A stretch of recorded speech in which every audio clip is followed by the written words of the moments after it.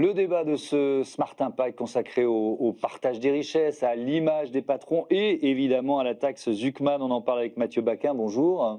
Bonjour. Bienvenue, vous êtes le cofondateur de Finali et Laïla Abdelkey-Yacoub, bonjour. Bonjour. Bienvenue à vous, vous êtes responsable du plaidoyer justice fiscale inégalité chez Oxfam France. Allez, 2 mots de présentation, Finali en quelques mots. Alors, Finali, c'est une entreprise que j'ai cofondée il y a bientôt 10 ans. Nous accompagnons les startups, les PME et les entreprises de taille intermédiaire pour monter les dossiers qui leur permettent de récupérer des aides fiscales comme le crédit d'impôt recherche, le crédit d'impôt innovation, mais également des subventions à la recherche et à l'innovation. On a fondé non pas le 121e cabinet conseil, mais la première plateforme en ligne. On partage le travail entre nos clients et nous. Et ça permet de diminuer le coût d'accès de notre métier pour les petites entreprises qui sont encore trop nombreuses à passer à côté de ces dispositifs dont elles ont tant besoin. Ouais, effectivement. Oxfam France, ONG très connue. Vos missions principales, vous diriez quoi, Lila? Alors, chez Oxfam, globalement, notre objectif, c'est de lutter contre les inégalités, Ouais. en ce qu'elles en ce qu'elles nourrissent, pardon, la pauvreté partout dans le monde. Ouais. Donc, on a à la fois, via notre confédération, une présence dans plus de 80 pays, avec notamment de la présence pour de l'aide humanitaire, etc. Et notamment des pôles plaidoyers qui essaient de s'attaquer aux racines des inégalités et aux décisions politiques qui les permettent. Mhm. Et donc, c'est là-dessus que moi je travaille, sur le pôle vraiment justice fiscale, pour demander un meilleur partage des richesses via la fiscalité spécifiquement en Ouais. France. Quand vous entendez le mot partage des richesses, qu'est-ce que ça vous inspire?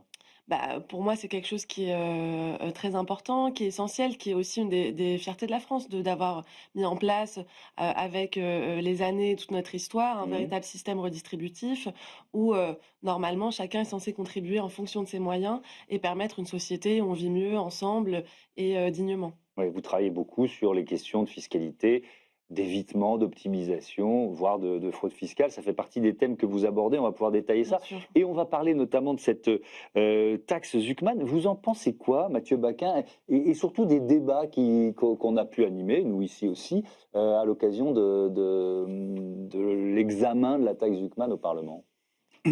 Bon, tout d'abord, cette taxe Zuckman, elle concerne, parce que c'était l'idée, ce qu'on a appelé les ultra-riches, Ouais. avec plus de 100 millions d'euros Mhm. de capital. C'est pas tout à fait la réalité des quelques 4 millions de dirigeants de micro-entreprises et de PME Mhm. qui, pour leur très, très, très, très grande majorité, ne sont pas des ultra-riches.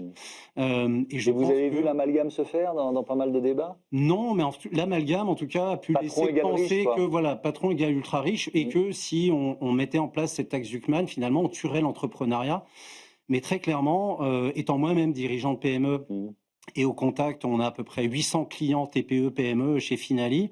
Je peux vous dire que les premiers ressorts, les premières motivations pour fonder une entreprise, c'est avant tout, j'ai envie de dire, un goût des responsabilités, Mhm. une envie de diriger, une envie finalement de ne plus être salarié. Ça peut être la première ambition. Mhm. Et puis pour certains, une ambition d'avoir de l'impact, de transformer son idée en entreprise qui grandit. Évidemment que cette prise de risque mérite rémunération, mais très clairement, il y a un décalage entre les ultra-riches Mhm. et ces dirigeants de micro-entreprises et de Ouais. PME, qui sont d'ailleurs les premiers en période de crise, parfois à cesser de se rémunérer. Alors, c'est pas mon cas, fort heureusement. Ouais. Finalis se porte bien, on est en pleine croissance. Mais ça peut arriver effectivement. Et, Là, exactement, donc il y a ce décalage. ouais, ce décalage. Laïla Abdelkey Yacoub, je ne dis pas qu'Oxfam le fait, mais c'est vrai que souvent dans les débats, et parfois en France, il y a un regard sur les chefs d'entreprise qui est un peu caricatural. Est-ce que vous êtes d'accord avec cette idée? Après, je vous demanderai d'expliquer pourquoi vous pensez que la taxe Zuckman peut être utile. Oui, oui, je l'entends. Bah, pour nous, en tout cas, c'est pour ça que ça a toujours été important de spécifier précisément de quoi on parle et de qui on parle. Oui. Parce que je rejoins tout à fait ce qui vient d'être dit. On a un problème aujourd'hui, de décalage, en effet, entre une toute petite minorité d'ultra-riches Mhm. et nous, c'est pour ça qu'on parle d'ultra-riches, hein. C'est pour bien montrer qu'on parle pas juste de quelqu'un qui gagne bien sa vie, parce Ouais. qu'il a bien travaillé, qui Mhm. s'en est bien sorti. On parle vraiment d'une minorité qui vit un peu hors du monde, avec des fortunes vraiment colossales. Et donc, en effet, c'est pas du tout le cas de la plupart des dirigeants d'entreprise. Mhm. Et c'est même un problème dans notre pays, qui a un véritable décalage où vous pouvez vous retrouver avec des gens qui ont des très grandes entreprises avec des très, très gros bénéfices, qui se retrouvent à payer moins d'impôts parfois, que des dirigeants, de PME, donc ça, c'est un vrai problème et c'est pour ça que c'est à ça qu'on doit s'attaquer, à Mmh. ceux qui arrivent à échapper à l'impôt, alors que les autres payent leur part et parfois ont même du mal à payer leur part. Cette taxe Zuckman, elle a été, critiquée, peut-être aussi caricaturée, en disant que Mmh. notamment comme elle intégrait l'outil de production, à cette notion de patrimoine, des 100 millions de patrimoine, et ben, elle risquait de fragiliser le tissu industriel français. Qu'est-ce que vous répondez à ça? Bah, en fait, c'est que comme on vient de le dire, il y a un problème dans la perception qui est qu'on s'imagine, un tout à chacun. Si là, aujourd'hui, vous ou moi, on avait, une boîte qui fonctionnait bien et Mmh. que d'un coup, on devait payer une énorme part alors que c'est l'outil de production. La réalité, c'est que justement, si on parle de cette toute petite minorité, c'est qu'on parle de personnes qui justement ont utilisé tous les moyens possibles pour trouver tous les moyens possibles pour éviter l'impôt. Mais leur réalité financière à cette toute petite part de personnes, c'est celle de personnes qui ont les moyens de trouver cet argent, qui ont justement tout fait pour que leur argent rentre dans les cases qui ne sont pas taxables. C'est-à-dire que, vous avez des règles, des trous dans la raquette qui ont été mis en place dans les différentes formes de taxation Mmh. et les gens qui ont plus de moyens, qui ont des conseillers, des avocats fiscalistes et cetera, des équipes entières consacrées à ça, construisent, structurent leur fortune, leur argent, leurs entreprises de manière à payer le moins d'impôts possible. Et donc, quand vous créez un impôt qui fait que ce n'est plus possible de passer entre les mailles du filet, et bah, vous avez une structuration qui peut se faire différemment et ces gens peuvent trouver des moyens de payer. Mais c'est Ouais. juste que c'est un peu loin de ce qu'on imagine quand on a une Mmh. entreprise «normale» entre guillemets. Mmh. Mathieu Baquin, votre avis là-dessus, sur cette stratégie d'évitement de l'impôt? Votre métier, j'ai bien compris, c'est au contraire d'aider les patrons de PME ou de TI à se dire: «Beh, vous avez droit à tel ou tel crédit, utilisez-les». Mais est-ce que si on pousse la logique plus loin, ça pourrait aussi être une logique d'évitement? Alors, j'ai envie de dire, en tout cas, avec la taxe Zuckman, moi, ce qui m'embête, en tout cas, sur le Mmh. débat de plus de recettes fiscales, c'est finalement la destination de ces recettes fiscales. Je pense que de toute façon, on se dirige vers un moment où il faudra générer beaucoup de recettes fiscales pour financer notamment la transition Ouais, climatique. bien sûr. On va y venir. Aujourd'hui, on est, j'ai envie de dire, ces sujets-là, parfois, on l'a sous le nez avec notamment les feux Mmh. de forêt terribles dans l'eau de cet été, parfois des catastrophes climatiques qui se rapprochent. Et si on ne fait rien, en fait, je dirais, résoudre ces problèmes après va coûter plus cher Mmh. que D'accord, de venir en et prévention. donc taxer les ultra riches, c'est l'une des solutions pour vous? Ce qui est certain, c'est qu'on va venir, Même en nous tapant, l'outil de production? à partir du moment où on va prendre vraiment conscience que, je dirais, c'est la survie de l'humanité Mmh. qui est en jeu, euh, il y aura plus de problème pour venir effectivement trouver des personnes qui seront prêtes à investir parce qu'il en va effectivement de Ouais. notre survie. Et je pense Puissiez-vous dire vrai? Parce que pour l'instant, c'est plutôt, un mouvement inverse auquel on est en train d'assister. Je voudrais qu'on parle, tiens, il nous reste 5 minutes, le temps file vite, mais qu'on parle de dividendes et de ce que la perception que vous avez des dividendes. Je commence avec vous, Mathieu Baquin.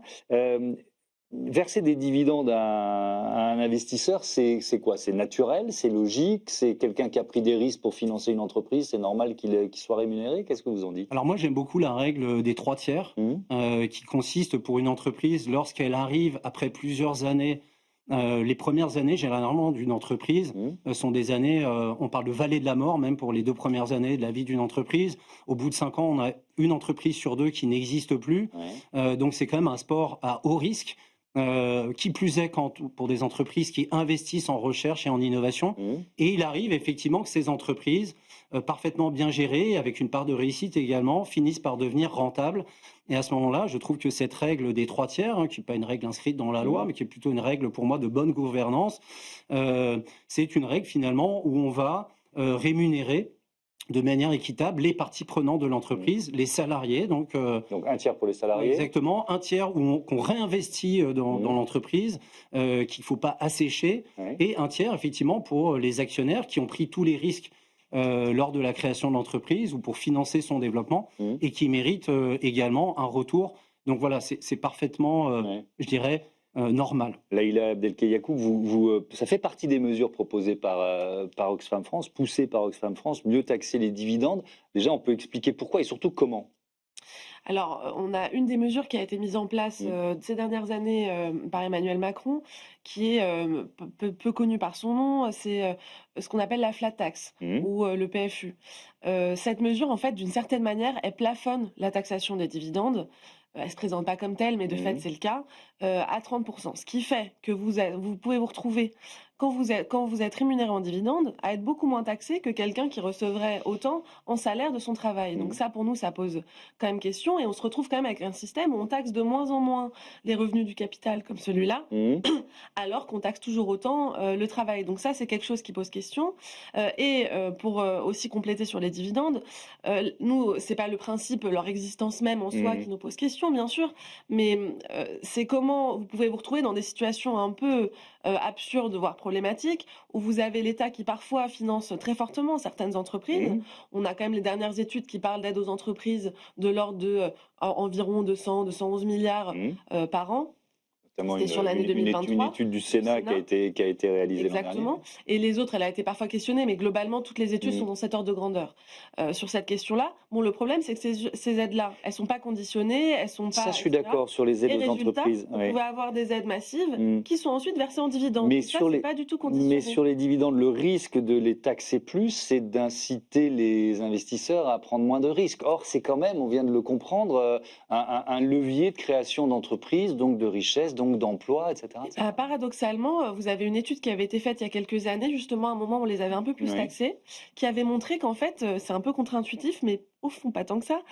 C'est quand on les avait plus taxés, et bah, ça avait beaucoup plus encouragé l'investissement, notamment dans l'entreprise ou ailleurs, en se disant, bon, bah, peut-être que le plus stratégique, c'est pas de rémunérer de manière massive nos actionnaires au détriment d'autres choses, on va quand même le faire, mais par contre, on va peut-être mettre cet argent dans l'entreprise, dans l'emploi, D'accord.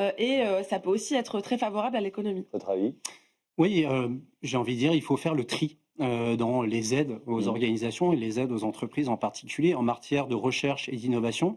On a des rapports d'évaluation qui sont des évaluations de politique publique qui sont menées depuis une bonne dizaine d'années et qui disent toutes la même chose sur les aides aux entreprises qui font l'effort et qui prennent les risques d'investir en recherche et en innovation, et on en a beaucoup besoin, en particulier pour les sujets de décarbonation et de transition climatique. Et sur ces sujets-là, les rapports disent toutes la même chose.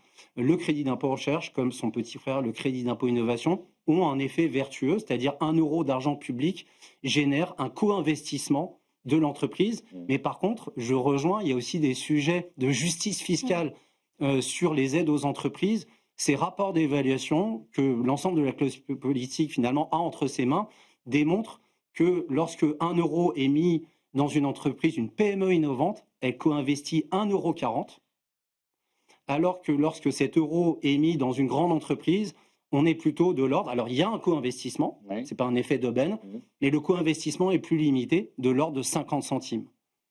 Donc, on voit là aussi qu'il faut éviter, je dirais, les clichés, mais travailler dans la finesse, exploiter ces rapports d'évaluation et remettre effectivement les moyens là où il faut sur les sujets du climat et sur les petites entreprises. Merci beaucoup à tous les deux et à bientôt sur Be Smart for Change. On passe au grand entretien de ce Smart Impact avec Thomas Labergère, le président d'ING France.